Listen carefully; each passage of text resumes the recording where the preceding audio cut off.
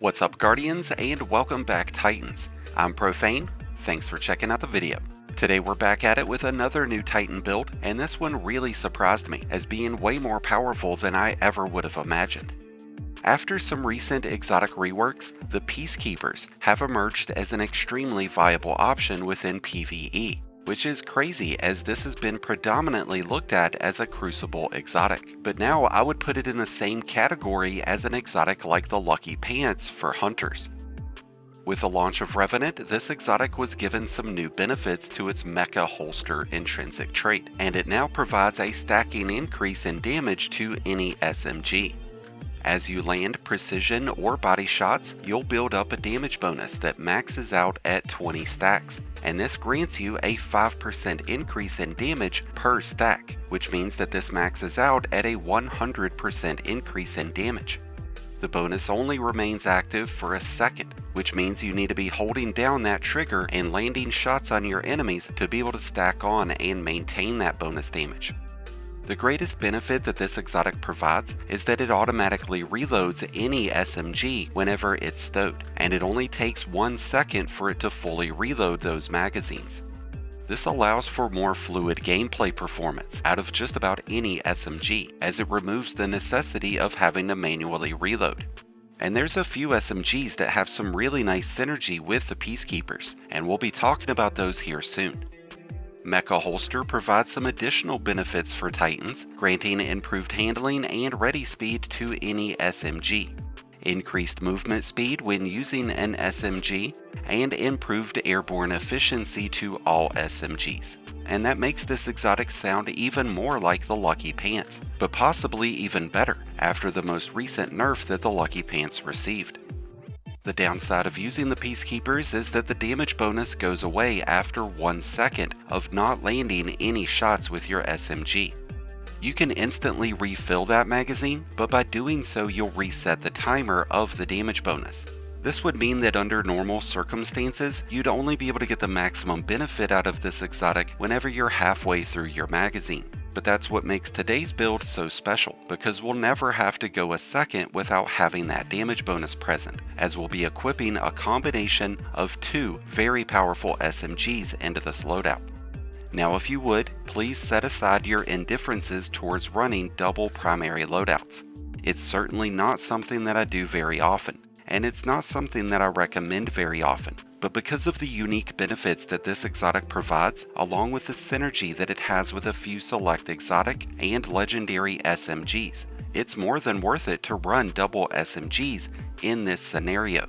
By doing so, we'll be able to significantly increase our overall damage output whenever using this exotic, allowing us to really chew through big groups of enemies or melt down big bosses quickly.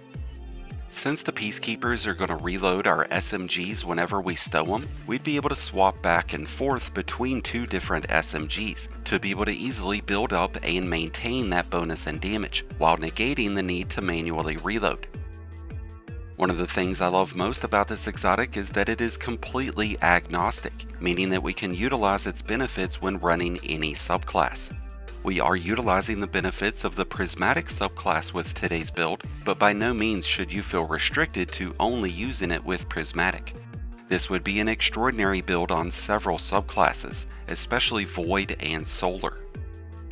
Before we talk about our subclass options, let's address our weapon choices. As I mentioned before, we are running 2 SMGs with this setup, and there are 2 exotic SMGs that will be very strong options. The first is the Huckleberry, which just saw its own rework, granting this SMG the ability to fully reload its magazine after every final blow. And it also now triggers kinetic tremors, which gives it a massive increase in damage potential. And it also comes with Rampage, which gives this weapon an increase of damage of as much as 66%. Since the Huckleberry can automatically reload itself, we'd have a much easier time maintaining the bonus and damage that the Peacekeepers provides, making it a lot easier to clear through rank and file enemies, and by the time we get around to the big yellow bars, we'll have the maximum damage bonus getting applied by both exotics, with kinetic tremors to boot, allowing us to deal out some insane levels of damage. The second exotic SMG that we would want to use with this build is the Osteostriga, Another kinetic SMG that applies poison to enemies, and when defeating enemies who have been stricken by the poison, this weapon will refill and overflow its magazine to upwards of 100 rounds. This combination can be just as dominating as the Huckleberry, but it really relies on spreading its poison to multiple enemies. So if there's not a lot of dense groups of enemies, you'll find the Huckleberry to be much more reliable, and that's mainly because of kinetic tremors. One other exotic SMG that deserves an honorable mention is the Risk Runner, which has been a great exotic to use in the new Vespers Host dungeon. When taking arc damage, this weapon develops an overshield.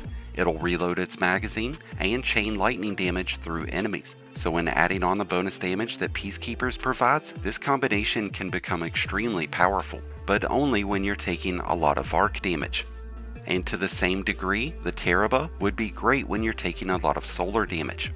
When it comes to legendary SMGs, there's a lot of strong options. SMGs like the Callus Mini Tool with Incandescent could be a great option, or SMGs that come with Vorpal, which deals bonus damage to high-ranking enemies. But it's actually Void SMGs that we're most interested in, and ideally we would want Repulsor Brace and Destabilizing Rounds. This is why we are currently using the Recluse, which can be obtained out of the standard Onslaught activities. The combination of Destabilizing Rounds and Repulsor Brace will cause enemies to explode in volatile energy, which will trigger a Void Overshield when defeating them with the Recluse, providing us with a 70% bonus in damage resistance. This means by running the Recluse, we'll give ourselves improved survivability and a bonus in crowd control.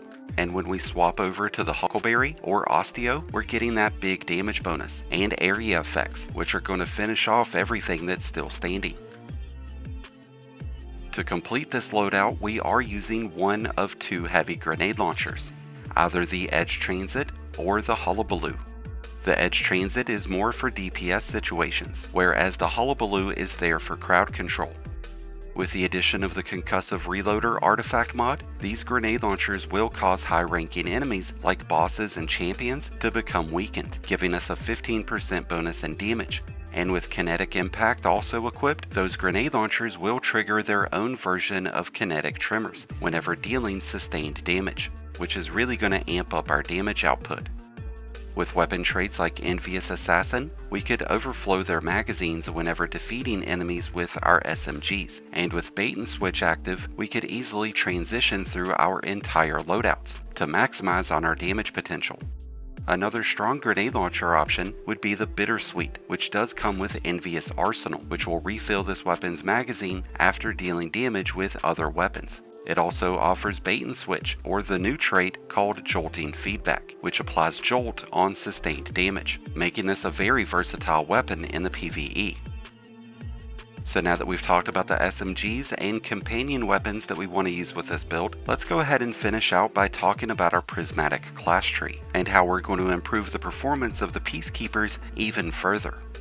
We are using a pretty standard Consecration Prismatic build that includes Knockout and Consecration as our aspect options.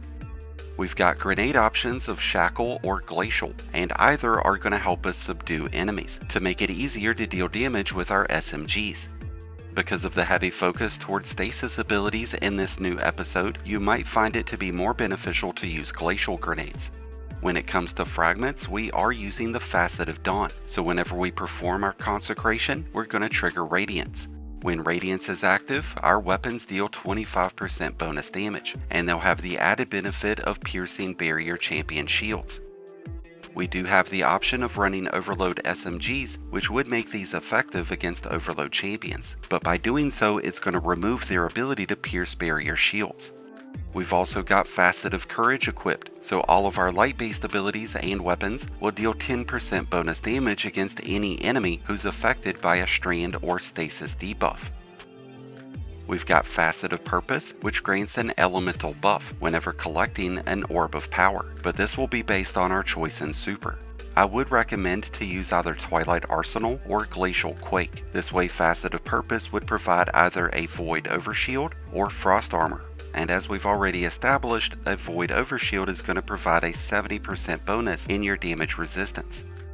We intend on generating a lot of orbs with this build, and we'll be using armor mods like Helmet Siphon, Heavy Handed, and Reaper to make those orbs. and this should provide us with a pretty constant source of protection, helping us get through those challenging activities without having to always worry about our health. And since this build is focused around weapon use, we have decided to go with weapon surge mods to give us even more bonus damage. I would recommend using 1 to 2 surge mods, which would give us between a 10 and 17% increase in weapon damage. When it comes to the rest of our armor, you're pretty much free to use mods that cater to your playstyle, but I would encourage to use mods that improve your charged melee cooldown, since performing our consecration triggers radiance. And once you've pieced it all together, you've got yourself one incredibly powerful Titan build that's going to absolutely melt everything during Revenant. So Titans, what are your thoughts of the new Peacekeepers, the new Huckleberry, and their synergy with this new Titan build? Let me know your thoughts down in the comments below. For now, that's going to wrap things up on today's video, but thank you as always for checking it out. If you enjoyed and found it helpful, then be sure to hit that like button below, along with the subscribe button if you're new. Both are greatly appreciated, and both really do help support the channel. If you need to make a copy of today's build, then be sure to check out my Mobalytics link that's down in the description, where you'll be able to find this and a ton of other great in-game builds. But until next time, Guardians, this has been Profane, wishing you all some happy hunting.